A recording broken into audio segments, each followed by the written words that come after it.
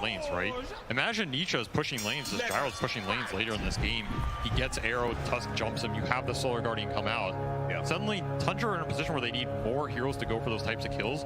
And every time you force them to have to commit more and more numbers, those moves become a little bit harder, right? So Tundra has to just be that little bit faster and a little bit quicker, and 3 runes. Nice kick away. Tip. That'll secure, yeah, that 3rd bounty rune. So does mean he doesn't have Rolling Boulder, which I don't know if that's important or not when it comes to this lane. And they're also going to put the Earth Spirit down here again. So similar to last game, Zayas will take the safe lane with Crystallis, not doing that CM Gyro lane, which I feel would just melt the Eidolons. Yeah, why not? I mean, Flak is enough at the later levels. So yeah. Maybe they're just fine doing this. They want to set up the stronger off lane. Maybe they're worried about playing double melee into this Chaos Knight lane.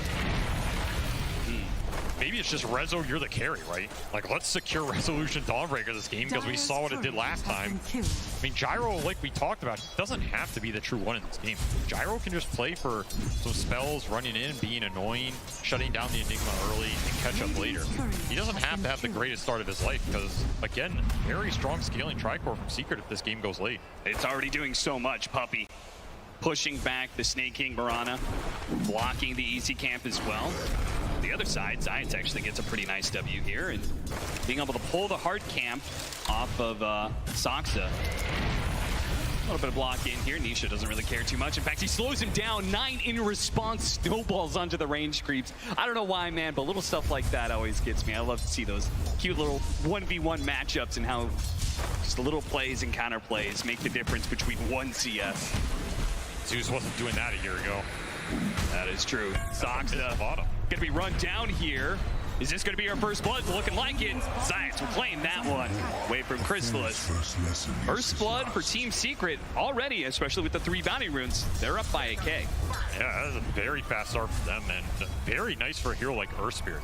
I mean, we were discussing these melee cores for Zayas in a lot of the games. This is just what he's playing. Nyx, Tusk, Earth Spirit. I think Earth Spirit is his best hero.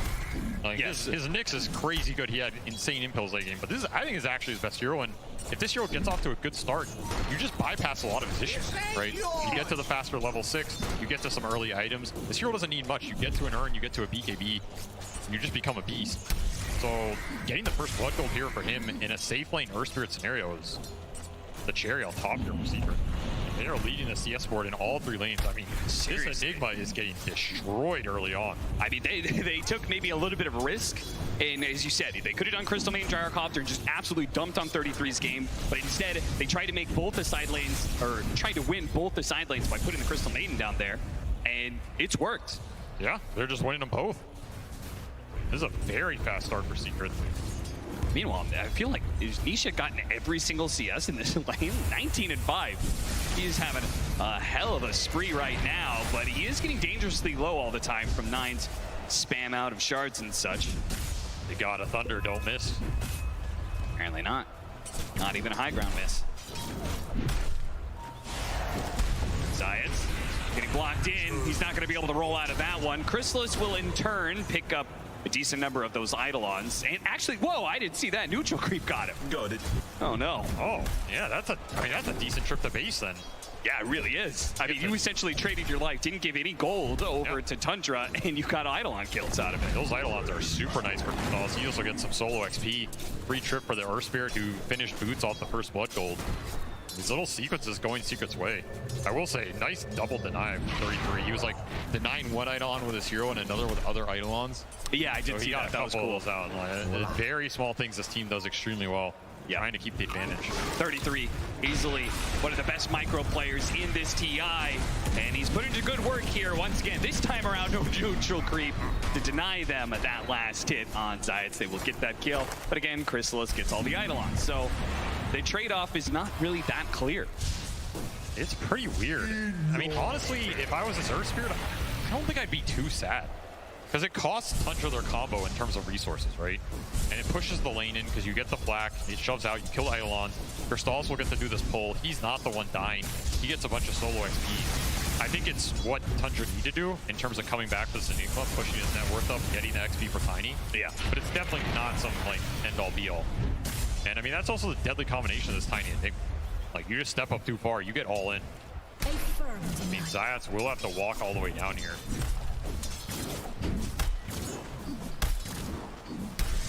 When was the last time we saw Tundra lose lanes like this? I feel like this is a rough start. Yeah. Like, you're not going to get much better than this in a TI upper bracket final. You know, these are two of the best teams in the world. And Secret pulling a decent lead out of these lanes, especially versus the CK. Well, Chrysalis maybe overextended himself a little bit.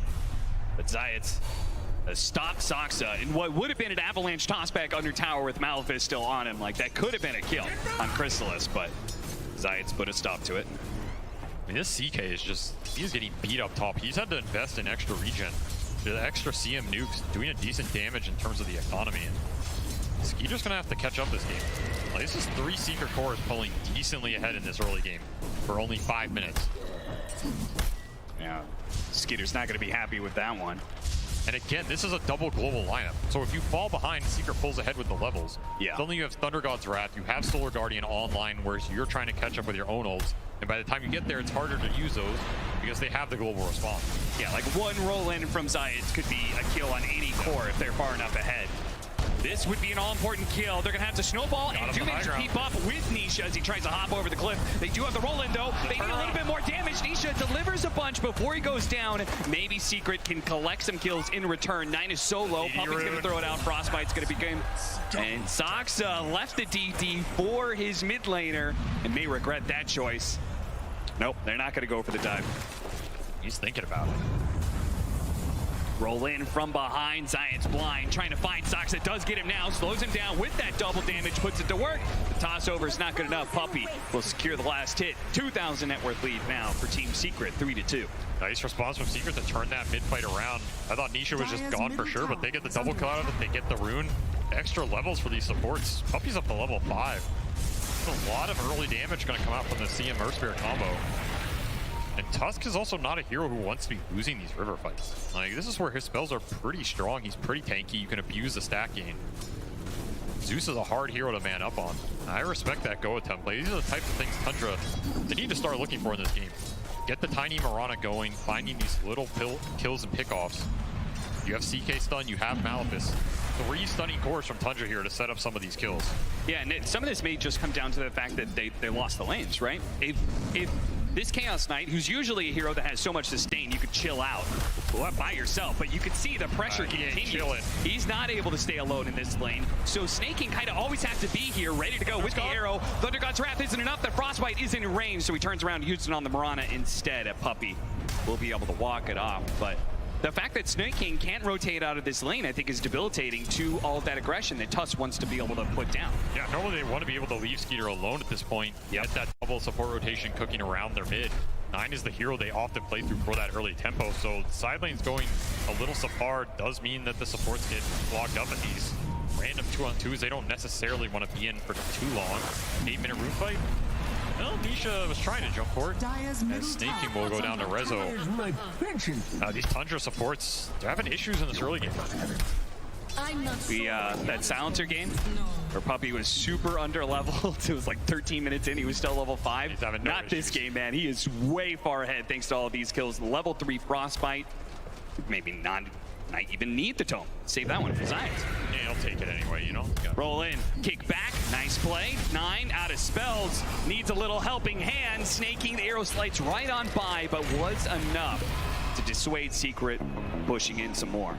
They're actually going to use this to smoke. This is a cool play. Yeah, they're going to try and activate this Tusk heading towards top. Got it. CK is one of the easier carries to smoke to because you can just stun the guy and sets up for you easily.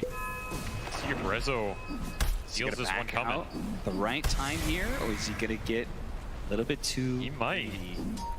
He feels it coming. Sticking on the hard left-hand side of the lane. He pinged right on top of him, man. They got a ward. They're going to come for it now, though. 9 immediately goes for the pick off onto the Crystal Main. They're going to chain stun him, get that kill. Nice and easy. Now 9 needs to get out because, oh, from the side, Nisha hopping on in. That is a trade-off that Secret is very happy with, I'm sure. Beautiful read of that move from Secret, just saying that this tiny city mid, there's only one place Tusk is going to go, right? Rezo reads the move, pings it out, says, hey, Puppy, you wanna take that one for me? He does. Does his job. And I'll get Zeus a pretty nice kill. Nisha's having a great game here early on. This is a pretty nasty Zeus game. Like, you're counteracting the Mirana ulti with the vision. You're screwing with the multiple stun initiators from Tundra. You're forcing them to have to gap close you through all of this secret AoE. So the stronger the Zeus is, the faster he gets to that shard, the Kaya, all this extra damage. There it is. The combination we talked about, the roll-in into the global possibilities for Secret. That early level 6 from Rezo puts it to good use. Get a core kill. Gyro, I mean, I was thinking this Gyro might have like a toughish lane maybe, and maybe he doesn't have to carry the game, and he's just leading the pack. Level 8.5. He's rushing an early Chrysalis. Can never have too many carries. That's true. Well, the prize is mine. My C-Pubs may beg to differ, but you can never have too many carries, Cap. 6-3. Team Secret, well, he did have a 2,000 net worth lead, so it has gone down a little bit. So it seems like the state of the game has at least been okay for Tundra, even though we've seen them, you know, lose some kills and stuff like that. It seems like economy-wise, they've been doing all right for themselves. So I wonder how many stacks Chrysalis has available. Well, Nisha's doing his best to steal him a bit. There it is. We got 6 of them packed up. Yeah, Stoxa comes in, tries to grab what he can. I don't think Secret want to give up this jungle too early here. Radiant's bottom tower has You're always fallen. happy to farm it out, but if Tundra's going to give you these skirmishes, I feel like Secret is pretty strong in them just because of how many levels they have on these supports. Like, Puppy's not too afraid. You also are losing in this tier 1 trade, so that was something from the other game. Secret defended their tier 1 for a long time against that 33 Brood Visage. This game, a little different. He's just going to claim it here, push himself towards the raid pack, the rush she will have. Skeeter looks like he's going to call it quits on that safe lane for now, but 11.5 minutes in, safe lane tower still being up is great progress, and they will have that Wraith pack coming in now for the Enigma, so who knows, they may even like make a rotation back at some point. Roll in on point, Zias. He's going to be able to get some serious damage onto this Enigma, but they don't necessarily have any follow-up. Too many heroes here on the side of Tundra for showing up, with Moonlight Shadow being used as well. Yeah, what indeed, too many heroes there, not expecting them all. Solar Guardian was just coming off cooldown as well. You will pay the price Dire's top tower is under for their vision sins. Gets a little bit of information though out of Tundra for the rest of the team. Though they're not really able to take advantage of that. I mean, I guess in many ways, Dawnbreaker is just not a hero that could take that tower. And yeah, now 33's up here. So now if you want to take that safe lane tower, you have to fight into the Wraith Pact hero. That is pretty scary. You have to take this soon if you're Secret. Like, you have to equalize the map, open up some more space for your Gyro to farm. Remember, Gyro is this like triangle rotation farm pattern hero. He really needs his tier 1 down to open up enemy jungle and make those rotations efficient. They will finally claim it. Be very happy with that. Now it just comes down to these mid fights. How much does Tundra want to push this mid tower or smoke to the triangle? The answer is right now, Armless CK. Time is of the essence, it seems, for Tundra. I do not want to give too much space to this Secret Tricore again. The Enigma is going to push in the mid lane while the rest of the team smokes out behind the mid-tier 1 tower. Great D-ward read, though, from Team Secret. That's incredibly valuable here. Going to help protect the Zeus. They are just chipping this tower. Eidolon's doing a decent amount of work. Pretty hard to engage for Secret here. They don't want to walk up too much. There could be CK in the trees. You don't know where this Tuskar is. He was bottom. They don't get the tier 1, but about as close as you can get. Yeah, certainly. All right, so an early Chrysalis and a straight-up BKB, so really delaying the Aghanim Scepter a lot for Chrysalis. Feeling like he's going to need that early team fight item. I think this build is fine. Like, the Ags is a farm accelerator, but you got to remember what he's playing with, right? He's playing with 2 other cores that are going to take a lot. Sure. He's playing with a Crystal Maiden who can soak up some farm as well. Like, so don't be greedy. I mean, there's just a limit to how many creeps you can eat on the map. Yeah, that's fair. I think early BKB is strong in this game with that Chrysalis just going in, soaking up some spells, dealing some decent physical, making the fight happen for your other 2 cores. Because Zeus does not want to go in. And this Dawnbreaker doesn't really just want to run in first either, right? He wants to ult on top, either an Earth Spirit roll, Gyro going in. So if Gyro can frontline, it's nice. And on the flip side, this Tundra teamfight is a lot about using this Mirana ult to find the targets they want between Tiny and Tusk.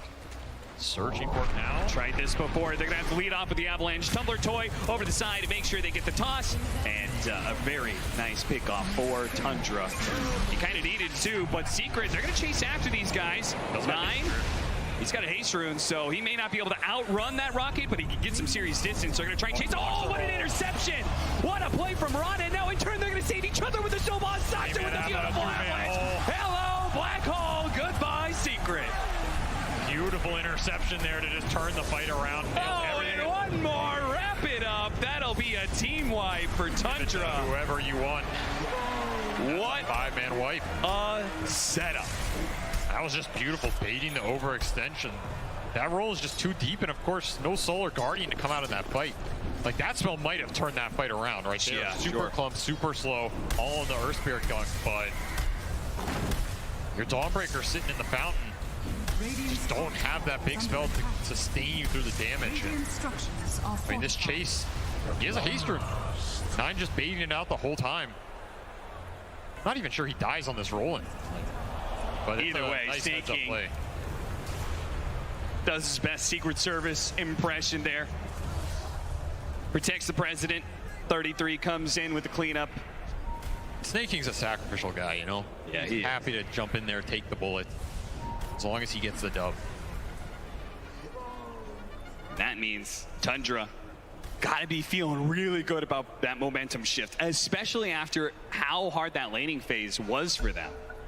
So the fact that they are now solidly back in control of this game, if they can get to a point where they've got the pipe completed on the Enigma, then we're full team fight ready to go. Wraith Pack pipe, just like the Broodmother. And that Wraith Pack pipe is deadly this game, right?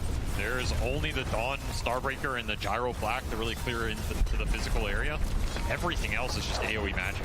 Yep. So that EHP from Pipe Wraith Pack just it's going to be deadly in this mid game. Now, what do you think of this pickup from Nisha? He's rushing the E-Blade. Do you think that is trying to protect people from Tusk Chaos Knight? Do you think it's trying to cut through this Wraith Pack pipe and just like really nail that single target damage? Mixture of both, maybe? Definitely a bit of both, right? Like, if he gets gap close, he can E-Blade the Tusk, who's not going to go BKB first. He's going the Deso build. So if you E-Blade him, leap away, bolt him back, 9 just gets debilitated in that type of engagement. At the same time, you can E-Blade yourself before one of those jumps. It's very nice. There's also a lot of chain stun potential from Tundra. Like, you get Malefice, you get Avalanche, there's an arrow coming through. If they commit on a chain stun target off the arrow and you E-Blade that guy and it saves him from a lot of that physical burst, you can turn the fight around. Puppy flirting with danger. Yeah, it really was. I don't think Skeeter thought it was just him. And it was. It really was. The rest is Secret. They were a bit of distance away, Snaking. They're going to try and pop him here. They're going to throw the Dawnbreaker ultimate on top of this to ensure they fast kill, but they're on the wrong side of this cliff. Nisha's going to try and use it to his advantage, though. They do have the shard out. There's no black hole to fear, so they can just kind of run headlong into Tundra, perhaps. A freezing field. Keep it going. Just managed to get that one kill. Resolution tries to finish it off, but Dawnbreaker Hammer can't go to 3. Now Chaos Knight. Skeeter trying to get the armlet toggling, but Nisha delivers the damage. Not quite enough. The toggles keep going. Frostbite going out. Now Crystal is low. Flat cannon shots, one after the other, but Skeeter stays alive through it all. He toggles through everything. Nisha got stuck on that high ground cliff too, trying to position to just stay out of range, but it's not enough to finish off that CK. Skeeter lives through it all. We saw the type of fight Skeeter wanted to take, taking the Wraith Pack down early. These Tundra heroes are tanky, man. Like, the damage is done, right? You have 2,000 HP to cut through on this Tusk, 2,000 on this CK. A nice way to start out killing the support for free. Then you're like stuck in this clump engagement. You're getting multi-avalanched. That shard ended up slowing down the gyro as well. Just can't commit it instantly.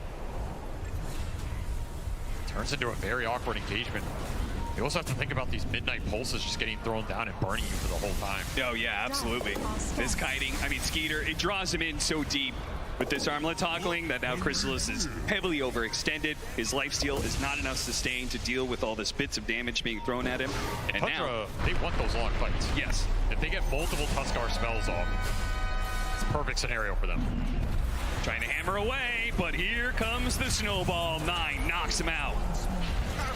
And it looks for a little bit more too. The shard locking in Puppy. May have gotten the D-ward, but he won't make it out alive. Nisha barely able to jump away before the Tiny could grab him.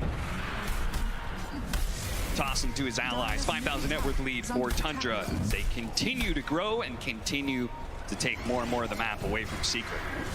This is the Tundra like 5-man skirmish that they use this Tiny and Mirana combo so well for. No cooldowns they really have to wait for. They don't really care about Black Hole this game.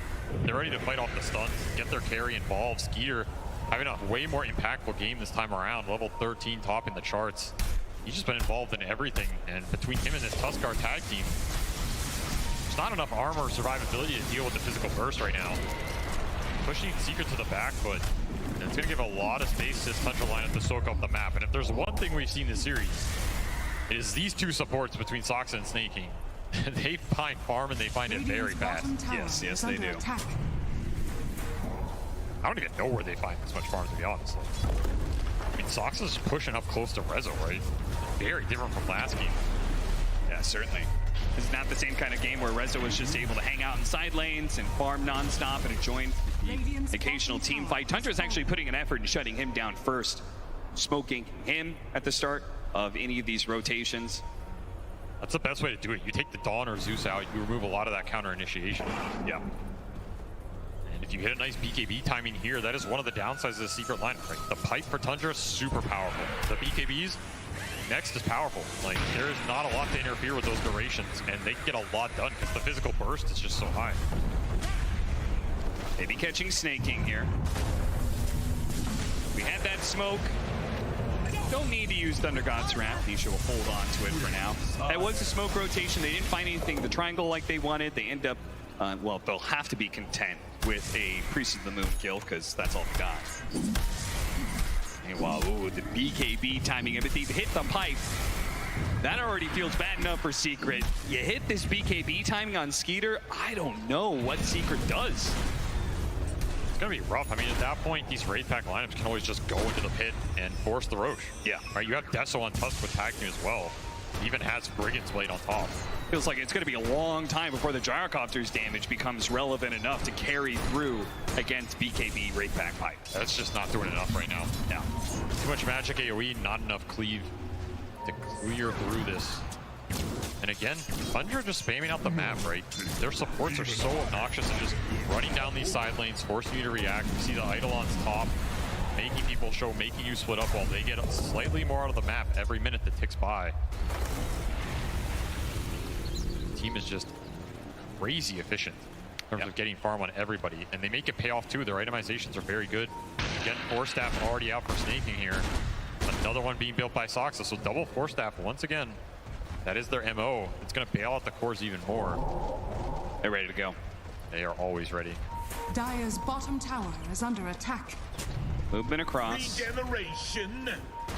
Trying to tackle that area of the map that Radiant uses to farm up so much. That Radiant Triangle where we typically have a Gyrocopter who's going to be farming of Ancient. They couldn't actually catch anybody there, but it did clear out enough space where they feel comfortable going back to do Roshan, right? Because Secret is just, I mean, if they're not going to challenge them immediately, Roshan just dies too damn quickly. So an Aegis pickup for Skeeter. Ooh, accidental BKB pop, I believe. Haste. He doesn't need it, you know, sending a message here. Yeah, Roshan cannot dodge the smoking. That's that Wraith Pack force fight that Seeker just can't take right now. They just need more farm. They need on the Thawbreaker, and he's just not getting the space, man. He really is not. 9 might just be able to 1v1 him here. Rezo not gonna be able to TP out in time. Soxa is there for the cleanup. And this Tusk has just been incredibly annoying for this Dawnbreaker. Yes. The amount of interrupts he has, the physical burst versus a hero that does not build armor for a long time. And he has racked up some serious Deso charges too. He's at 12 already. Try and find this Tiny. Nice instant kickback. A lot of magic damage. There's that E-Blade being put to use. If they can catch somebody out of the way of the Enigma, Radiant's top tower no Wraith Pack, no pipe, they do get bursted very quickly. Very true. It's like the Veil from last game. When you have this much magic damage, it makes all of your stuns count for just that much more. Oh, it'll push Gyro almost to the top of the charts here. So Stalis is still going for that Ags. He's just going to try and scale it up in a late game Gyro with Ag Satanic. It's one way to try and deal with the burst blink without a save behind you. And there's one save in this game, you know, it is a very long way away, but the Earth Spirit Ags. That's true. Can't run. You turn someone to stone, kick them away. Might be something to play for super far down the line, but of course, Tundra's going to have a field day before then. Yeah, certainly. Especially given the fact you said, you know, they have 3 cores that all want to farm up on the side of Secret. They've only got a quarter of the map that they own, so really nothing is left for Zayat to complete his BKB, let alone that Aghanim Scepter. So it's going to have to be through fighting. And a fight is immediately going to be forced onto Chrysalis. BKB forced. Has to use the BKB. He cannot get caught into a team fight against a Chaos Knight with its Aegis and a BKB. Definitely not.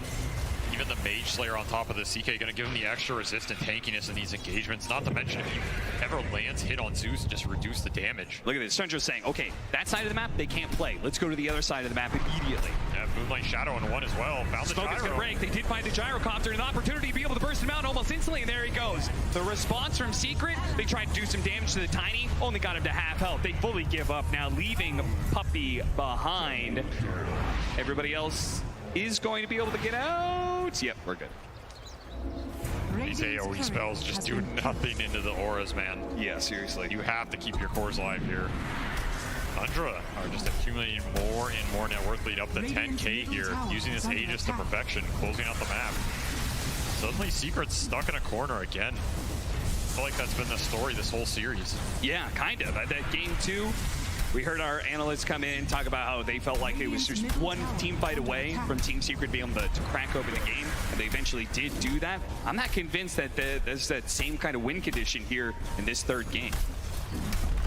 I mean, that game had Rezo at top of the charts with like 9-1. This game, he has just been destroyed by this Tuskar and Enigma on the map. It just doesn't have the same physical impact as it did last game, and now you're getting tossed back on. Oh, they can't afford to lose 9. Nisha, he's going to be pulled over to the side, tries to get a hop away, but no chance. 33 tries to throw out the black hole, doesn't actually catch what he wanted out of that, but still great fight for Tundra. Let's hit high ground. The snowball getting him larger every minute here. The aura's just nothing to fight through it here for Secret. This is turning into a death ball of a game. It certainly is. And Tundra, they're going to force it. Like game 1, they chilled out. They took so much. They just built up this net worth bigger and bigger and bigger. But it looks like here in this situation, 26 minutes in, they're going to claim a full lane of barracks. Team Secret, without Nisha, without a buyback there, there's no way they can hold high ground. That is their big high ground hero. Game 1, they had the Magnus. This game, they've got Zeus. That's the best they have to offer. I don't even think he can really walk up. Is he even doing anything to them at this point? There's way too much tankability on this Tundra side. The glyph is down. The tier 3 is almost falling. His Tundra's going to force this for 2. Why back? Puppey puts himself in the front lines. They immediately do get the kick back onto the Enigma. Is that who they really want to go for, though? They've lost their 2 supports for it. They're going to buy back. But are they going to get anything for this? Even with the extra life, Puppey TP's in. Instant dieback.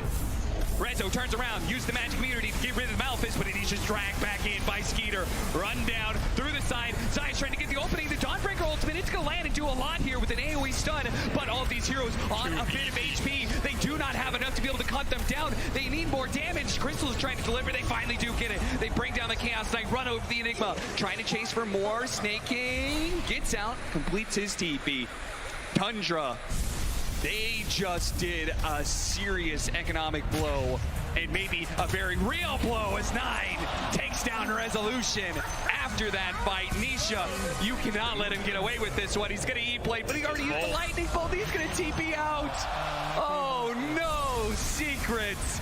9 playing with his food in this game, man. Putting the BKB to great use here. This Tuskar's going in and out of the fight. It's just way too annoying for Secret. They don't have the hard stuns to lock these heroes down. Double force staff as well. And like we see, the damage just takes so long to bring any of these heroes down. Yeah. I mean, it's a triple buyback from Secret in their base defense. Don't even have black hole for this engagement. The Enigma's just a damage sink. But he sinks a lot of it. And it's only because of this buyback here. Just a beautiful ult from Resolution that ultimately sets them up to be able to clean up the fight and just not lose the game outright. Also, Skeeter losing the Aegis midway through that one. Nisha's been caught though. Nisha E-Blade. Oh, he doesn't have a hop, but he does have a Blink Dagger. He blinks away. That was as close as you can get. Still blink on CK. That was a game ender right there, and they might still get it, and they do. One more buyback left for Secrets. And again, is it even enough? Can the Zeus even push them away from this lane? I don't think so. Tundra had enough of the long games in the first two. Decided to kick it up a notch. Nice blink backwards. It rolls right into the middle of Tundra. A trap beautifully set and sprung by Skeeter. Stops the initiation entirely. There is still a tier 2 up at the top lane, so Tundra cannot take Mega straight up. But they're only a few minutes away and a couple of movements out from being able to get that potential last team fight forced upon Team Secret. I don't see a way to fight this 5-man. I just don't see it. Where's the damage coming from? Even if you land everything on everybody, it's just not there. Heroes are too tanky. Triple BKB is now online, so now you have to worry about BKB Black Hole on top of everything else. Tundra just closed this map out so fast. The Death Ball came online, you lose one fight, suddenly you're in a position where you lose Aegis, that converts into a Rax mid. They never looked back. Secret looking perhaps the last team fight of this series. What do they need to They need a Divine Rapier, and Crystals has a queued, but he is a long way off. Okay, what do they need to win this fight in order to get to that Divine Rapier? They need a Divine Rapier.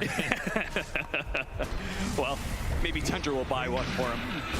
Well, look at that. Triple bounty rune just casually sitting back on the dire side of the map. So, and, you know, Tundra, chill out. Take your time. Wait for Roshan. There is very little rush here. They're just farming it up. Both their supports ahead of the enemy 3. Just insane amount of utility coming out. You have full Lotus on this Mirana, Drum on top of it. Sox has got 4-staff Yules. I mean, these supports are incredibly hard to kill. You have to commit a large amount on them in the first place, which you don't want to because they're not even the big damage dealers. Yep. Near impossible situation for Secret to play out of here. It really is divine. You just have to find a way to get to it and hope the flaks are enough. Because I don't think any other item is going to cut through this damage in a base defense scenario. But what if Tundra goes high ground before that? Because that's looking like a very real possibility. I mean, you should, like, tradition says you should probably wait for Roshan. But God, what if they did? What if they did go for that high ground? Could they just end the game right there? Could they just potentially seal their grand finals appearance? You gotta wait though. Wait for the Roshan. Puppey knows he's here. Doxa. I don't know how he knew, but he's gonna find him. You're not getting away from this one, Puppey. All of that farm. Some of it's gonna get taken away by 9. Stalls out the game a little bit. True. I think Soxa was just predicting that this is where Gyro's going to go. Like, yeah. Where else is he going to go to farm? I think and then he found a Crystal Maiden farming the ancient. Take that too, but that was a beautiful read. I mean, the way these guys are reading the map and the movements. Absolute perfection here. It really does feel like they've cut it down to the science. It's process of elimination. They just can't farm these areas of the map. Go to the few parts that they can. I mean, just look at what Crystallis has to do in this. He's been hugging the side lane of the trees. He pops out, tries to get a little bit of farm in this bottom lane where he can. He could buy the Relic, but the Divine, the full-out Divine is so far away. Relic ain't doing it. No. They need something much bigger, much grander to be able to cut through Tundra, who smoked up around the Roshan spawning here. Look for an opening, see if they can find anybody. Nobody's showing. Okay, let's check that Roshan pit. Oh, hey, look at that. Big guy spawned. We could take Aegis and Shard. Well, they get to choose who gets to take that victory Shard. Yeah, between Skeeter and 9. The potential 2 Royal Roaders, as they're both looking their first time TI appearance. Get to that grand finals. And even the nullifier done for this Tuskar, so any sort of save mechanic that would have come out is no longer there, which Secret aren't even getting there. It's pretty much just the E-Blade. He's kind of just itemizing ahead at this point. Yeah. I mean, it is all on this Gyro Reaper, which, like you said, I don't know if we're getting there. Tundra can just walk down top, cement the death ball. And even if he does get it, he's got no sustain whatsoever. He doesn't have lifesteal. Yeah, so it's no guarantee you. He might just get one shot. By 9 might just show up, punch him in the face. Glass jaw gets knocked out. And there goes the Divine Rapier. That is Dota. Sometimes punching someone in the face is stronger than divinity. 13-31, 33 minutes in. Feels like this game 3 has just been a slow, constant progression of Tundra building up that snowball bolt. Realistically, Team Secret are left in just one crazy good hold. And if they do manage to succeed, they could get themselves back into the game. We could have this windfall of net worth going their way. But as it stands, there it is right there. Well, Gabe has decided. No shot. Honestly, from a theoretical perspective, I think it might be true. But of course, everything breaks down on the TI main stage, yes, right? Dota is not played in the theoretical round. It is played in the Coliseum, where mistakes can be made. So there is still a glimmer of hope here. However, faint Ags on Nisha give them some extra damage and stun here. Okay. Of course, we are still a little bit off that Divine. And even when he has the gold for it, how do they get out there to buy it? That is a bigger problem. Yeah, because you can't just rely on the courier. That might get courier sniped. is already in the trees, so he's prepping for it. That is so scary. That is a risky courier to run, man. Yeah. Meanwhile, you might not even get there. Tundra's just near your base. Tundra, they're setting up. They got the initiation. They're going to bring down the Dawnbreaker first. The arrow comes out. He's dead. No buyback there. Zion's trying to disrupt whatever he can. The snowball on back in is going to be able to finish up Zion. The Puppy falls as well. 3 dead, no buyback. Tundra maybe don't even need the Megas. Maybe they've just delivered the final blow to Team Secret, knocking them down to the lower bracket. You'll have to fly it through here on the side. The last hope. Now, is he going to be able to sneak it through? Will anybody notice his courier? It's going to slip on by for now, but Megas is going to be claimed. Team Secret. Oh no, he's been grabbed. BKB does go off. Divine Rapier starts going to work, but you can see they're actually decently tanky. Chrysalis has got to get back to it, but he's just going to get blacked out immediately. Divine Rapier picked up. Divine Rapier dropped, and that is it. Tundra are going to the grand finals. And in absolute dominating fashion for this Game 3. Those first 2 games, pretty rough and tumble, but this just cemented their dominance in this tournament. They are definitely the favorites going into that grand finals. Just no one can break the way these guys play the map, out-farm you, out-efficiency you. They find the picks, your lanes collapse, your jungle disappears. It is clinical, man. There are just no mistakes that come out on this side when they're functioning on all cylinders. Games look like this. You get deathballed out of nowhere from that 20-minute mark to the 30-minute mark. All downhill. It's just going to come down to that best of 5 grand finals. Then we'll see whether or not it's going to be Secret or Liquid who will challenge Tundra there. See if they can break Tundra in a best of 5, because in these best of 3s, Tundra has seemed untouchable. Crazy strong performance by them, and we're going to see more of them tomorrow, but that actually is going to be closing.